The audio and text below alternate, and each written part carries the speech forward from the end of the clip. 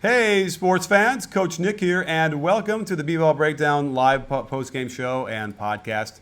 I think we're now working. I think we're working now, right, Dave? Can we all hear you? I hope so. Yes. I guess we will find out. Okay. Yeah. I guarantee you they can hear you now. And all right. That's we the hear hope. you everywhere. Okay. Are we? So here we are. We had two crazy games, and then we had an even crazier meltdown with the damn for inexplicably why the sound wasn't working and the video wasn't working. But anyway, but here we are. So let's get into it, Dave, shall we? Because it's late, and I'm sure you all want to know what's happening, what happened in those games. Where do you want to start? Well, I want to start with the Gordon Hayward injury, and I mean, we talked about this, a little bit. It's horrible, right? Like this is one. It looked like a terrible injury. He's going to miss the whole season most likely, and it's terrible for Gordon Hayward. But we got to talk about the basketball part, right? Okay. And it feels a little cold to just jump straight to that, but we have to talk about what it means for the Celtics going forward.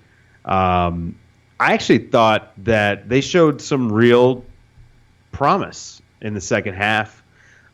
They were out of it after the Hayward injury. I mean, they really mentally checked out. I even said if I was the coach and I had the option, I would just forfeit because I always worry about guys when they're a little mentally checked out about injuries and stuff like that. That's when they happen. Just kind of you get a little careless. They weren't really playing their normal game. It was bad. And then they came out, I thought, after halftime. I don't know what Brad Stevens said to him, but he's a better coach than I am because he got them to really, really play well. And I thought they looked great. I actually thought they were going to win that game, and which I think would have been big for them. But they sort of got a little bit of a moral victory. And I know that's kind of cliche to say, but those young guys looked really good, especially my boy Jalen. 25 points.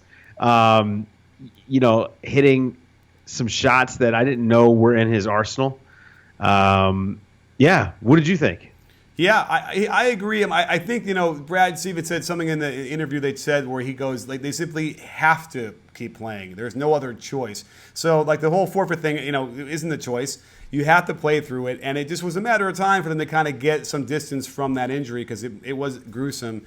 And it really is going to torpedo a lot of what they want to do. However, it will force some of these young guys to grow up really, really quickly. And Jaylen Brown has been giving us little fits and starts last year, some glimpses of some stuff. And you know what? He started out a little bit, scared too, it felt like, and not quite sure of himself. And then, of course, the injury affected everybody. But once he broke a sweat and kind of started getting into it, he was making plays. I mean, really upper level, high athletic ability plays. And the guy I want to talk about is Jason Tatum. He was a guy, I think he's the first guy since Larry Bird to post a double-double in their first game with the Celtics. And again, he looked so scared the first, half, where he just didn't have balance, didn't have sort of control over his body almost. He didn't feel like he was all there. But once he got warmed up and he had, 10 or 12 points in that third quarter, he's really going to be good too. So all of a sudden, you got this Kyrie nucleus with those guys, and you still have Al Horford. They have something there. So, and they really kind of almost should have had the game. I mean, it's not surprising down the stretch they're going to falter a little bit. They still don't know each other that well. And a Kyrie, I think, kind of didn't do well down the stretch like they needed to. But there's a lot to be positive for. And again, where do you think they're going to finish in the conference without Hayward? Well, I predicted them to be the 1 seed. I think that obviously without Hayward, that's a huge loss for them. Unless Tatum starts to play like we expect him to play in year 3 or year 4. Right. No, I think that they're the 3 seed or the 2 seed. Maybe they could fall to the 4 seed. I don't know. But it's going to be tough for them. They were really counting on Hayward's playmaking and, his leadership and his defense, to be honest. But, I thought Kyrie had a really good game. His stat line, 8 of 17, 4 of 9 from 3. He had 10 assists and only 2 turnovers. I mean, that's a pretty good game. And they're going to need more of that out of him.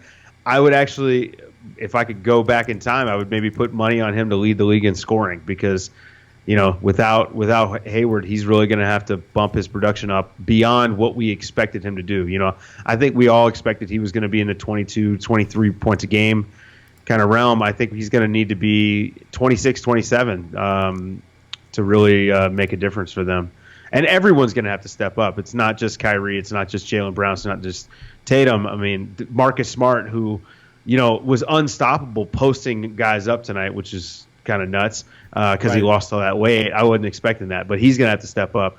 And then they're going to need one of Shemi Ojeleye, Yabusele, and Nader to actually be able to step up and play rotation minutes, because now they're short one of the wings they were counting on. So, it's terrible all the way around, and for Boston. But on the flip side, for the Cavs, can we talk about the fact that LeBron James, this is the start of his 15th season, and his line reads like this. He played 41 minutes, which is nuts, said he was out of shape, and apparently went and did hit the Versa Climber after the game because he feels out of shape. He was 12 of 19, 15 defensive rebounds. He had 16 rebounds for the game, 9 assists, 2 blocks, 29 points. We talked about this a lot last year. This was like a theme of our podcast. Like, let's not take this guy for granted while he's around. Man, this was just. Is he going to win the MVP? Are we crazy for not picking him? Yeah, maybe. I mean, you're crazy for not picking him every year because he's always right there. He also had, I think, at least two like game-saving defensive plays down the stretch.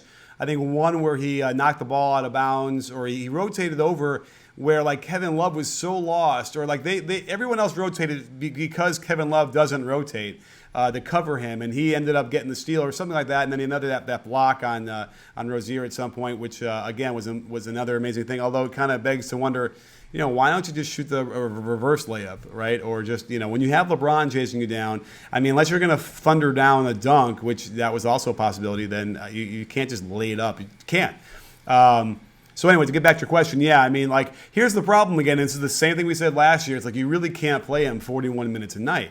And it's clear to me that they're going to need him to do that if they want to win, because when he did sit and they had that big lead, it evaporated pretty quickly.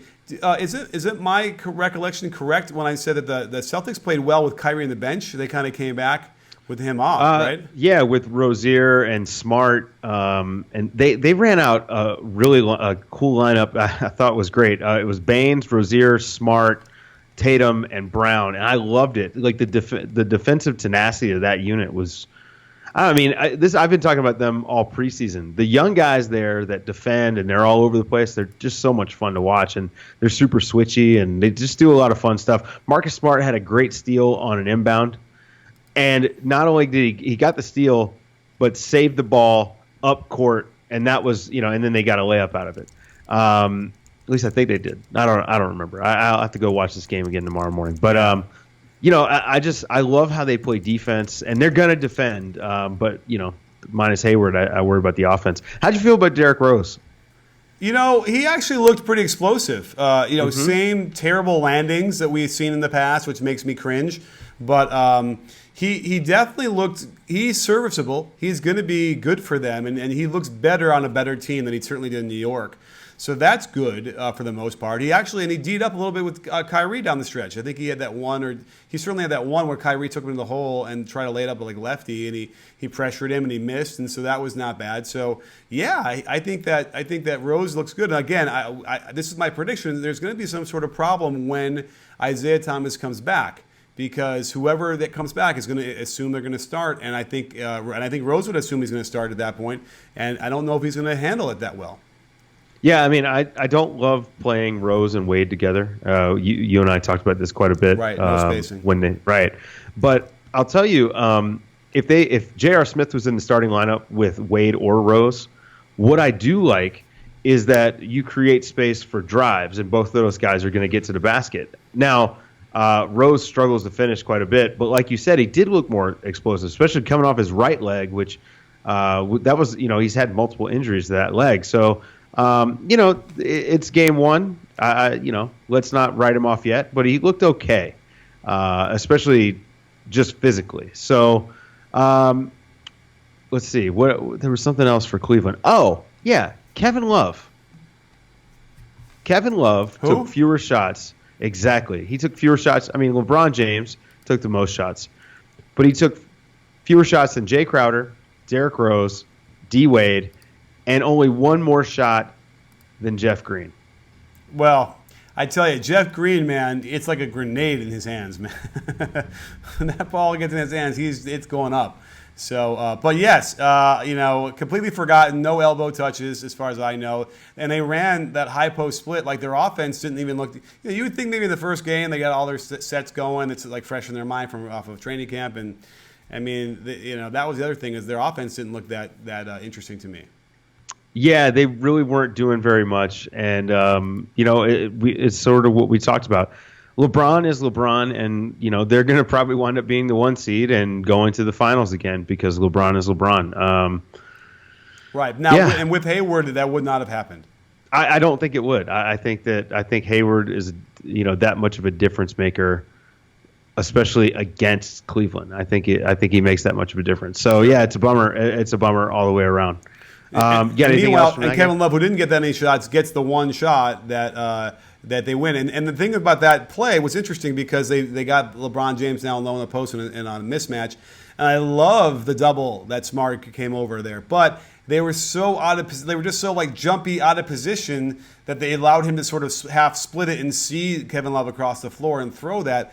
And that simply, it needs to be a steal, or it needs to be a way where you force LeBron to turn his back and kind of dribble away, and then he can't throw that pass that easy. And that's some discipline that they need to muster on defense. Yeah, you cannot give those sort of windows to LeBron because, I mean, he had 2 passes in this game that were just, I mean, he looked like Magic Johnson, and he's playing fifth dimensional chess, right? Like he's really seeing the entire court from every angle. And if you give him those open windows when you bring the double team, I mean, he knows they're coming, and he just does such a good job, especially finding guys in the corner. I mean, it's just incredible, and it's glad to be able to watch this guy still at this level, which is just insane. And it was also insane that we actually didn't have a blowout after we were having a live post-game show, and for sure that was going to be in. It was playing out just like that. And by the way, Game 2 was the same thing. We're going to have 2 blowouts here, and yet the other teams, the visiting teams didn't want, or I'm sorry, the home team won and the visiting team the other didn't want to have any part of that. And so it became entertaining, thank goodness, and I think that we deserved a little bit of that, on this opening night. So. Pretty crazy, a crazy ending to a game of a crazy game altogether. Should we kind of morph this into Game 2? Yeah, let's talk about Game 2. Houston pulls out a come-from-behind victory over the Golden State Warriors, 122-121. James Harden goes for 27 and 10. Not bad. Chris Paul only had 4 points and 11 assists, but he did have 8 rebounds, which is big, and his defense was okay. For the Warriors, Swaggy P had 23 points, 6 of 7 from deep. Steph Curry dropped 22, and Kevin Durant dropped 20. But they didn't really do much until the second half. So the story of this game, for me, and I feel like you're gonna mirror me on this, it's got to be Kerr's rotations. Absolutely. I forgot. I thought we'd get that later. But yes, there was I a want to moment start there. In the fourth quarter, I think. Yeah, it was like the game wasn't out of hand. And, yeah, he had the screwiest lineup out there. And I need to get my lineups to see that later. I don't know if they're out yet. But, Looney was out there, and I think maybe Nick Young. And, Draymond got hurt, so that's an interesting issue. That's going to be a problem for them. So it was you're right. Do you know what I'm talking about, what the 5 was? Crunch time, Kevon Looney, right? Like, I mean, how does that make any sense? Steve Kerr tonight, he played every single person except for JaVale McGee on the roster. He played 5, 8, 9, 10, 11. Yeah, he played 12 guys tonight. Yeah. That's not typical. That's weird. That's some Popovich type stuff. Do you think, and we've talked about this quite a bit, my theory that Kerr likes to create adversity for his teams in moments where he feels like maybe they're getting out a little too far ahead of themselves. Maybe they're getting a little too full of themselves. Maybe they're getting a little too confident. He likes to create adversity and make them work through stuff. I think, to me, it's less about creating adversity and more about we got all these players where they're really deep. let's just start to sort it out now so that by halfway point we'll know what we need and who can play. So, and again, I don't think he'll sweat a loss in the first game or whatever either. Although it didn't have to play out this way anyway. He could have done all that and still gotten, just tweaked it a little bit and then won that game. So, yeah, I mean, a couple of things are interesting because I know the plus minus on one game we shouldn't necessarily take too much of important meaning to. But like Nick Young, for instance, went off, right? And was negative 10 because his defense – He would come down and not guard anybody. He was not guarding anybody. And then he's scrambling, running around, and they're nailing threes. And so any shot he's making, he's giving back, and then some. And so, like, that's a good example of, like, that's what you're going to have to deal with Nick Young. I mean, I think that's going to be an interesting thing, even though he shot well. The Warriors didn't have anyone off their bench that had a positive plus minus. And all of their starters were either even or positive. Mm-hmm. That's telling. And again, he played his bench a lot. I mean, Nick Young played 26 minutes tonight. Yeah. Pat McCaw played 19. Jordan Bell played 12, which I want to talk about him. So although Durant and Klay Thompson both played 38 minutes, which is weird for Steve Kerr. So I don't know, man. I think this was a little weird. I think that maybe he was playing around a little bit and they just got caught. And Draymond being hurt, certainly it makes a difference, especially down the stretch, because he would have been in there. It would have been Kevon Looney. There's no way Draymond's sitting on the bench. Right. But Kevin Durant was on the bench for a really long stretch in the middle of the fourth. Yeah. And so also, that was... Yeah, and Curry got in, like, foul trouble. So that also, it threw everything off, which is so then was sort of surprising that they were up by that much anyway because things got so screwy. And that was pretty much like the Nick Young catching fire and then Klay Thompson in that one little stretch. So... It's the variability, by the way, right? You get hot and you get cold when you rely that much on threes, and they normally have a better defense. But, again, this is what the Rockets wanted to do. The only way they're going to beat the Warriors is 122-121 or 126-124, right? So that's what they're going to have to do. That's what other teams are going to have to do, I feel like, as they move on. So, yeah, it's a very strange lineups. And, again, like I want to stress, you could get Looney in there. You can get Jordan Bell in there. But you don't need to have it when the game starts to tighten and, in the fourth. And that's when you do it. But, again, I totally feel like he doesn't sweat a loss now and in the name of, like, development. And let's talk about Jordan Bell for a second before we get back to the Rockets. They played him alongside Draymond, like we were talking about. And I mean, and he had some moments where he looked good, and he had some moments where he looked like a rookie. And most of those rookie moments came on defense, where he was getting taken to the rack by James Harden on a switch, or Eric Gordon really like just made him look bad a couple times. I like what they're trying to do, and I think Bell eventually, and we've talked about this, I think that eventually he probably is their starting center, maybe next year even. But right now, I mean, he definitely looked like a rookie. You could see Draymond was kind of coaching him through plays on the offensive end. Now, they had a shorter training camp. They only had 4 preseason games. They had to go to China. Yeah, they had to go to China. So I get it. But, but you could see some of the really interesting things that Steve Kerr could do with him when you had Draymond tossing him lobs and things like that. And I just think that a guy that athletic who works as hard as he does, he's not gonna look as bad on defense as he did for very long. And by the way, he'll figure it out. A couple of times he got scored on. They were pretty good defense. It was just James Harden dropping a crazy shot over him or Gordon, and like I don't even remember Gordon. Like he had a dunk on him tonight that was like whoa.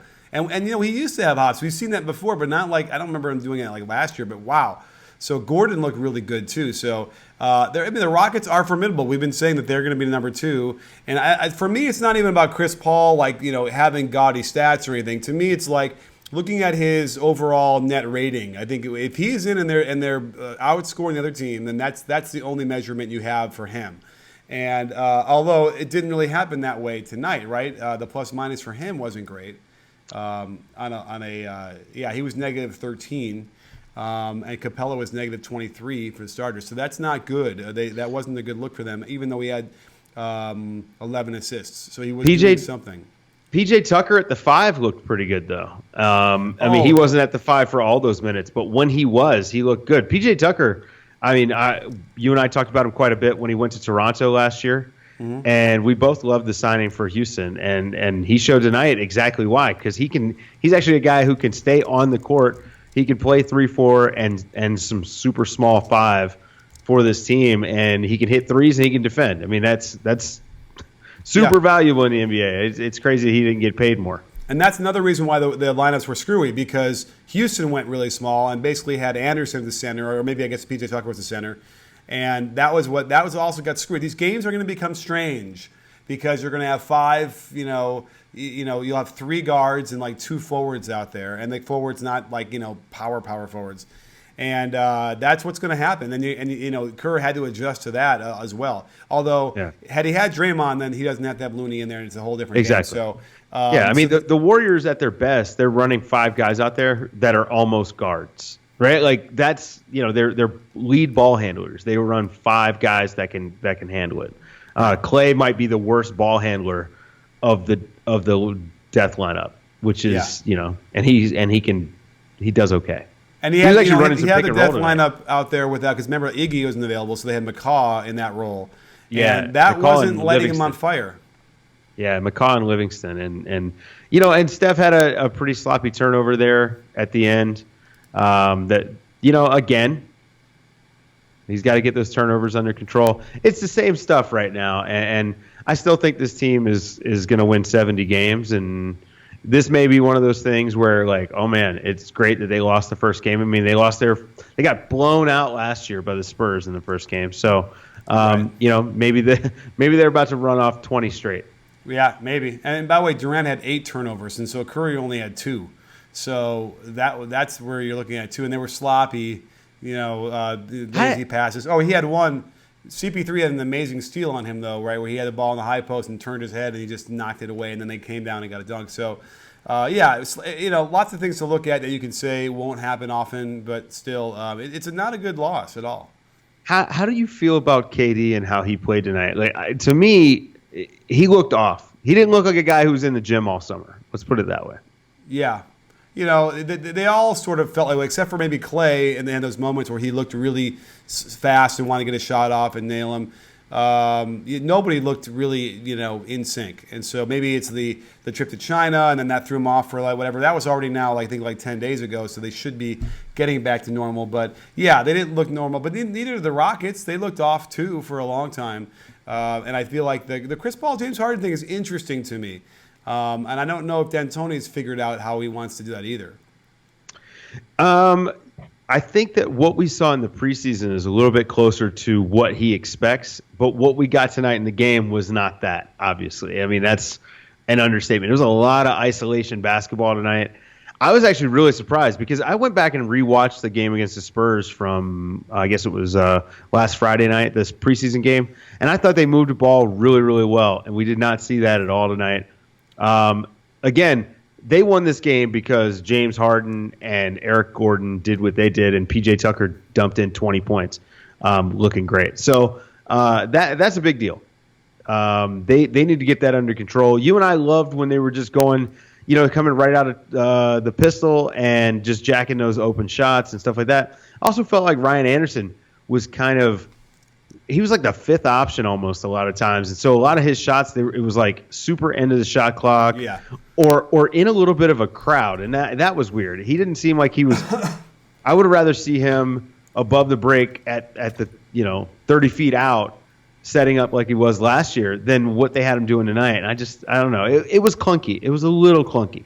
Yeah, but then it was clunky sometimes. Then they got downhill with Capella, and they got a lot of lobs to him, and that was working. So they just need to go and look at the tape and start to slowly chip away and shape and sculpt what they have, both teams, and figure out what's going to work best for them as well. Yeah, because the sync was off, maybe as can be expected, at least with the Rockets with some different starters, or at least with Chris Paul's different starter. Is that it? I guess you're right. It's the only other starter that's new, but I guess the rest of the team is new except for Gordon off the bench. And again, D'Antoni's shortened his rotation. He's only played 8 players. Right. But he normally only plays 8 or 9 guys anyway. But it's weird that opening night it's that short. I mean, I guess if you know what your rotation is, you might as well go with it. And that goes back to how weird it is that Kerr played 12 guys. It's just weird. Yeah. Anyway. It's weird in some way, but it's not that weird. I know what he's doing. I get what he's doing. Pop is going to play 12 guys tomorrow, right? I'm not going to say it's weird. Right. Morale, get everyone going, get whatever. And sure. it was. Hey, listen, what was the big deal? They were up by 20. They were going to cruise to a victory, and no one was going to say anything about it, that negative, and then that's what happens. And so then they get caught their pants down. Or Durant gets that shot off a little earlier, and they kind of, that gets put away. So, we'll have to see how this plays out. And I know that Kerr has gotten that kind of criticism before about his lineups and how Mike Brown took over and on this show he's gotten it. Yes, right. I mean, so Mike Brown changed one guy's minutes by a couple and whatever here or there, and all of a sudden look how much better he is. It's a lot of stuff going on, but let's not forget that Kerr actually created this offense and installed the culture and did all these things that make everything else possible. Which, by the way, if you haven't read Royce Young's piece on the creation of this offense, highly recommend it. It's on ESPN.com. It's not Royce Young. I thought it was Royce Young. Baxter Holmes. Why did I say Royce Young? I think I read something else by him earlier today, and he was on my brain. Yeah. Baxter Holmes. That's who I meant. Friend of the breakdown, Baxter Holmes. There you go. Thanks for correcting me on that one. No problem. Do you want to run down tomorrow's games and pick them? We could do that. You're getting off. All right, let's do that. Yeah, let's do it. So we got Philadelphia at Washington. Okay, and we'll get to some questions in a second too. So if you have some, fire them away either on YouTube or on where are we? Periscope. All right, so Philly and Washington. Well, I'm going to probably have to go with Washington, I guess, right? Yeah, I think so. How do you feel about Embiid being pissed off about his minutes restriction? I'm not surprised. Is that the question you want? I'm asking you. I get it. He must feel great. He must be ready to go. And then I can, it's just not like a pitcher though, right? I don't know if you have a pitch count and then you have to limit that or not. So what is the minutes restriction? Do you know? I have no idea. I haven't seen it. Right. So I get it. He's a competitor. He wants to play. He wants to, win now. He knows how good he can be. So, at some point you can't play like you're scared you're going to get hurt. Or they can't play him like they're scared he's going to get hurt. Yeah. And, I mean, if the guy wants to play, you got to play him. I don't know. I'm not a huge fan of minutes restrictions, especially if he's healthy. If he's on the court, he's got to be healthy, right? Yeah. It's not like he's got stress reactions in his legs, and you're worried about that. I just don't know. Right. Charlotte. So I also have Washington in that game. Charlotte at Detroit. I'm going to go with Charlotte. Okay. Upsetting Detroit. Malik Monk love? Oh yeah, Malik is going to drop 18 points tomorrow. All right, and maybe Dwight Howard will match up with what's his face better, well. Drummond? Oh yes. Yeah, he'll be fine. So have you saw the play where Dwight got the rebound and went coast to coast in the preseason? Yeah. Okay, so I went back and I watched some more Charlotte tape. Since he did that and he scored, he has been doing that more and more in their preseason games. It's a troubling trend. It's not good.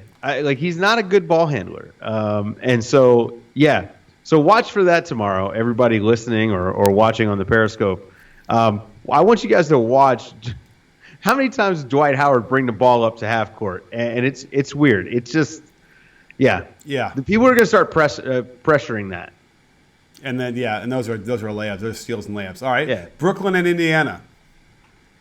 We got to go Brooklyn, right? We got to stay on brand. Absolutely. I mean, I'm feeling, even though they're on the road, I guess the only thing that Atkinson has to deal with is the lineups. Which five to play with whom to get the best out of them. And I don't think he knows. I don't think anybody knows what the answer to that is yet. But, they have a better team, I think, overall. And so they should be favored to win that game. Yeah. You got a prediction for the game? Anything crazy going to happen? Yeah, I don't know. How about Spencer Dinwiddie will score 15? Oh, okay. I was thinking like D'Lo's going for 30. Okay, I don't know. Maybe. No, I don't know. I can't. Miles Turner, will he go off? I'm trying to think of who's going to have to guard him. Mozgov. I think it'd be okay. Yeah. All right. Well, Let's see. Miami, Orlando. I mean, Miami's definitely going to win this game. yeah, Battle of Florida. Yeah, I'm going to try to not watch that game. Okay. Milwaukee, Boston will be interesting. Yeah, I mean, Boston's going to need a practice or two to kind of figure out how they're going to deal without Hayward in the lineup. But then they were right there anyway, and they have that could be something to build on. I'm just high on Milwaukee. I think they have a shot at being like third in the conference, especially now. Yeah, I'm with you on that. I guess Jaylen Brown will probably be guarding Giannis. Yeah. I mean, they'll throw a couple people at him, but by the way, the thing I didn't say is, the way they should have defended LeBron tonight was they should have put Al Horford on him. There was a moment when Al Horford switched off onto him and he contained him and forced him to a long three that missed. That's all they needed to do.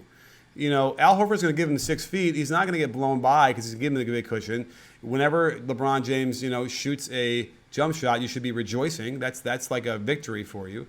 And yet they didn't do that, and he just backed right down every time. It was very strange, and I think that Brad Stevens is going to see that too and realize, you know what, Horford's going to be our best guy to defend LeBron. And Horford's got really good feet, so he might be able to, be with that big cushion. He might, if LeBron misses a couple jump shots and tries to get to the basket, as he's apt to do, Horford might actually be able to just stay in front of him.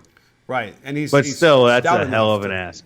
He's stout enough to hold him off the post. He's not going to. I don't even know if LeBron's even going to try and back him down. The only guy who really showed that he could guard him, I thought, was Marcus Smart, and that was not even. I mean, LeBron was still winning more of those matchups. So I think it's tough, man. It's a tough ask to ask anybody to guard LeBron, right? Except for Kawhi. Fair enough. Okay, so who's going to win, Boston or Milwaukee? I don't know. I mean, I guess I'll go with Boston at home, but I don't know. I can't get a handle on that one. I'll go Milwaukee because second night of a back-to-back. Boston has to travel. Yeah, all right. No, maybe I'll switch to that because I'm the guy who's trying to talk about Milwaukee so much. So all right, let's go Milwaukee. New Orleans at Memphis. I got Memphis. Yeah. Oh, yeah.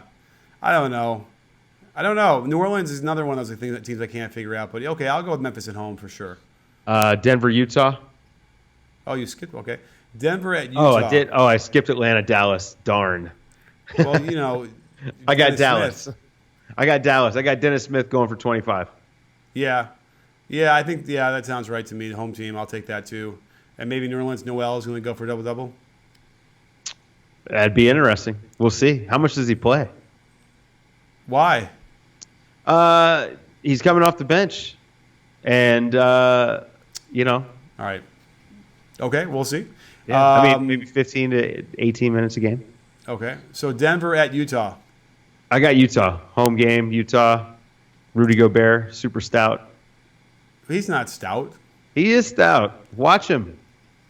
Oh, I know you watch him. He's pretty stout. He holds his own. Spider-Man. I think he'll be. I think the defense will show up tomorrow. The defense to me starts out ahead of the offenses. That's an interesting point. Beginning of the season, especially integrating new guys. I'm assuming Murray's the starter. Although I have a sneaking suspicion after talking to my buddy Adam Mares from Locked On Nuggets and DenverStiffs.com that Moutier is going to wind up being the starter after they cut Jameer Nelson, because they could have Murray as the kind of leading second units. Yeah, it's not smart. No, I don't know. It's and not Chop smart. Suey though is reminding us we're sleeping on Rubio. No, we're not. Okay. Who you got in that game? I want to go Denver. I'm going to go Denver. Okay. I'm going to go Jokic right. and Gary Harris. All right, Minnesota at San Antonio. No Kawhi. We definitely know he's not playing tomorrow. Right. He's out for tomorrow. Doesn't matter. The machine rolls on. Spurs win. Okay. I don't know. I'm iffy on that one. I don't know. I feel like, yeah. But I don't know, because think about who's left, and then think about Minnesota and Jimmy Butler and who's going to shoot the basketball? Who's going to stretch the floor for them? How hard is it going to be for San Antonio to defend them? I don't know. I mean, I think you got Wiggins and Towns and Butler. Those are guys that they're gonna make it difficult for you on the defensive end. I think they can do it. I mean, we'll see. All right. I think defenses start out ahead of offenses. That's true. Minnesota doesn't really have much on the side. Okay, fine. So San Antonio sounds reasonable. Portland at Phoenix. We have to go Portland, right? Yeah, for sure it's Portland. For sure. They don't have CJ, though. Yeah, but they'll be okay. Okay. And this is actually going to be something interesting to watch. Have they said who they're starting? I haven't seen, so I don't think they have. Are they going to start Evan Turner at the 2? Probably. In place of CJ? So this is something really interesting to watch. How do they defend with Evan Turner at the 2 with that starting lineup? A lot of space. Yeah.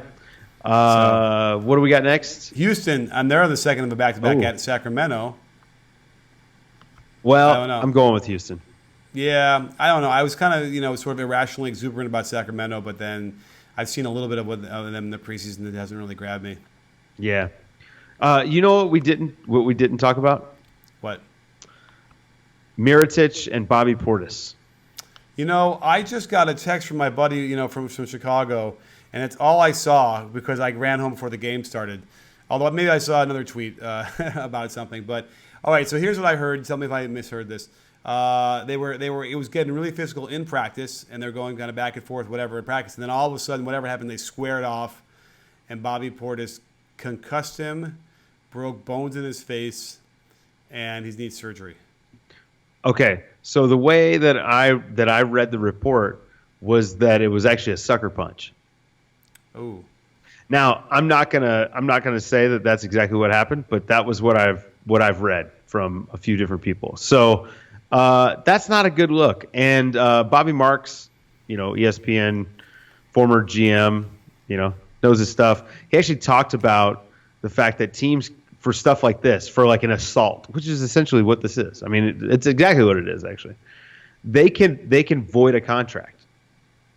Right. So I wonder if they don't decide to cut bait with Portis. I mean, you and I have talked about Hoiberg and how he doesn't really have any power there. I mean, how toxic is that locker room if you got this sort of situation? It's terrible. I mean, it's a bad situation for the team in general, but it's terrible. I feel bad for Mirotic. I don't really feel bad for Portis because he's the guy that did the punching, but and I don't know, maybe Mirotic kind of egged him on, but still, like if he got sucker punched, whose fault is it? Right. I mean, you never should get that far. I mean, we've heard about players fighting each other. Michael Jordan punched Steve Kerr, but it never really ever gets to the point of rage, I suppose. So suspension, it certainly would be the first thing that comes to mind. But yeah, how do you repair that locker room? I mean, Mirotic would probably, if he's going to have surgery on his face, which I think that's what they said. I mean, that's 2 months, I would imagine, right? Yeah. Got a couple of broken bones. I mean, the orbital. If you break your orbital bone, we've seen guys come back and play, but I'm just guessing of what he broke. It could have been his jaw. It could have been anything. Yeah, Conley did that. So yeah, and it's a problem. I mean, I guess we saw something similar with Blake Griffin. Punching out the equipment manager, which is not quite a teammate, but it certainly caused some issues around lingering. So I don't know if they just cut him outright, but who knows?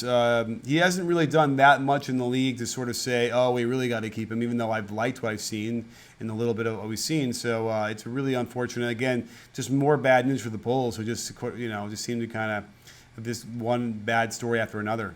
Yeah, I would cut him loose. There's just no place for that in the workplace. Yeah. I mean, if you have a professional environment, you just can't have it. Could you imagine someone being on the Warriors and doing that and then staying with the team? Right. Right. Now, it's one thing, again, it's one thing to have a fight, right? A fight and that happens all the time on all sorts of basketball teams. But to sucker punch a guy, I just think that's something. And again, this is just what I'm reading. Right. We don't know the full report. We'll never know the full story, right? It just won't come out. Well, you never know. Sometimes you hear that stuff and you never sure, and then years later you find out it's exactly the way the rumors were going around. But either way, we'll obviously get more information. There's probably video out there, although I don't know if that's going to come out or not. But most of those courts have cameras, so we'll see. But now, as far as on the court and how this affects the team, Markkanen's going to probably get a bunch of minutes to start the season. Okay. That's my boy, by the way. Yeah, I know. So, well, we'll see how that it does. He's looked good. He's had moments, too, in the preseason where you're like, wow. So so that's, I guess, the silver lining in some weird way, because he probably would jostle for minutes with Portis. But, we'll see.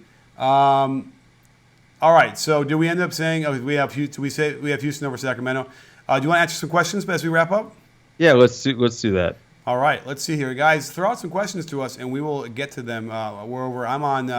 Actually, I got the YouTube comments sort of queued up here, which are usually pretty ribald, if that's the word I want to use. But you see anything out there on right. Periscope? Okay.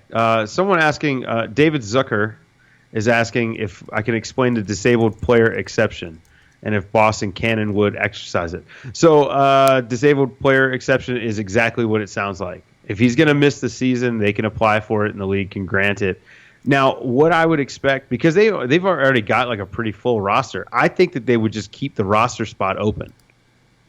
I don't think they would just go sign someone tomorrow. They've got a lot of wings. I think they would just hope, that during the regular season, one of these young guys kind of picks it up. And also hold out hope that Hayward's not gone for the year and maybe is back for the end of the season playoffs. Now we don't know, because we haven't seen anything. But if his leg is broken, they said a broken tibia, he's out for the season.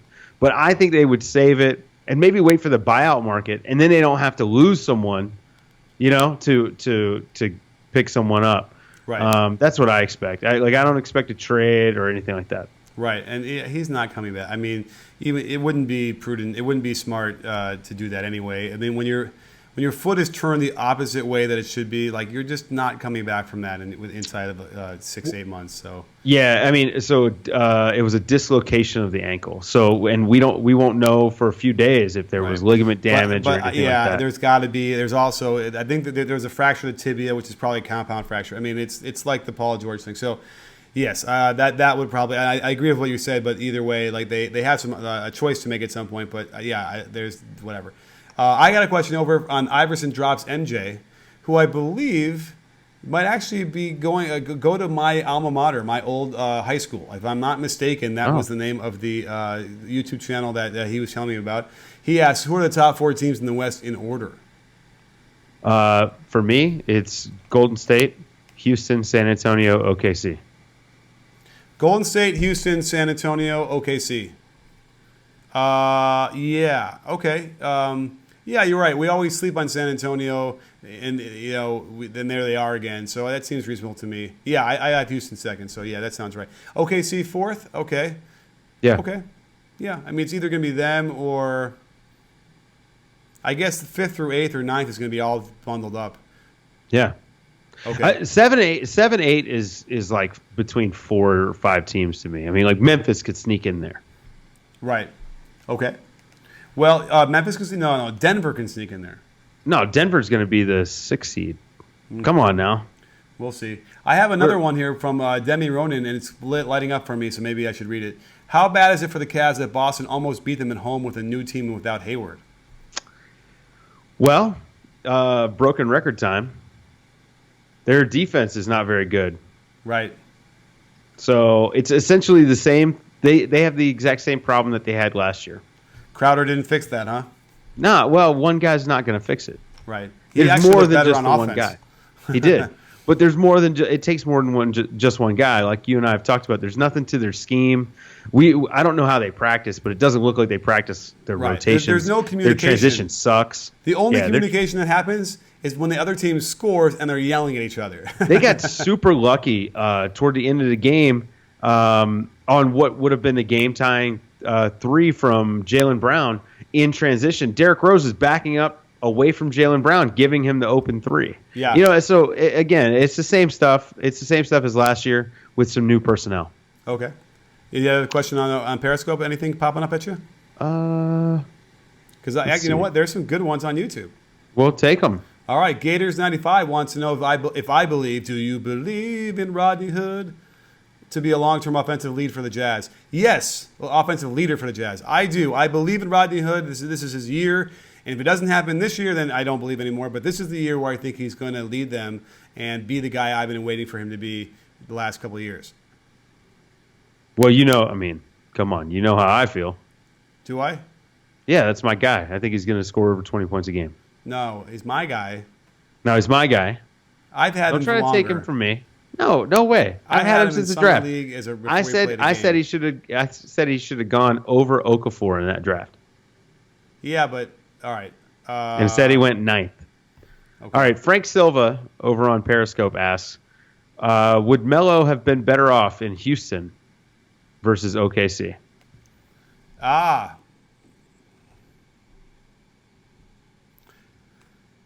I don't know. I mean, listen, what I've seen of Melo in the offense in OKC has been damn good. Like, he hasn't been hitting a lot of those shots, but he looks like they're moving the ball. He's going to do well there.